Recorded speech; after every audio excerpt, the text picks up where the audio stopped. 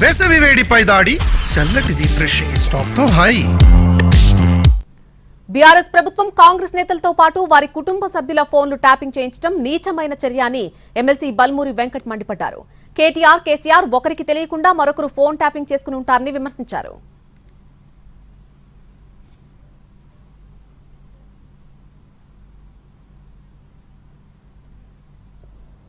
రాజకీయ నాయకుల phone tap చేసి, సరే రాజకీయాల్లో మేముంటే మా ఫోన్ ట్యాప్లు చేయడమే తప్పంటే సరే మాది చేసిర్రు అని అనుకోవచ్చు.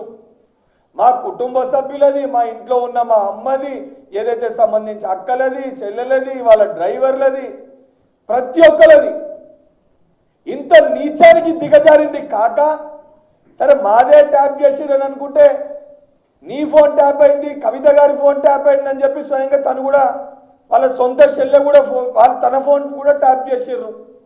ఈరోజు నాకు అనుమానం ఉంది, బహుశా కేటీఆర్ వాళ్ళ నాయన కేసీఆర్ ఫోన్ కూడా ట్యాప్ చేసి ఉంటాడు. కేసీఆర్కి తెలియకుండా, కేసీఆర్ కూడా కేటీఆర్కి తెలియకుండా వాళ్ళ కొడుకు ఫోన్ కూడా ట్యాప్ చేయించుంటాడు.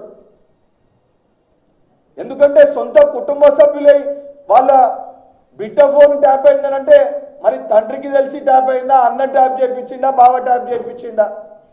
కుటుంబ సభ్యులందరూ కూడా అధికారులను పెట్టుకొని ఒకరిపైన ఒకరికి అనుమానం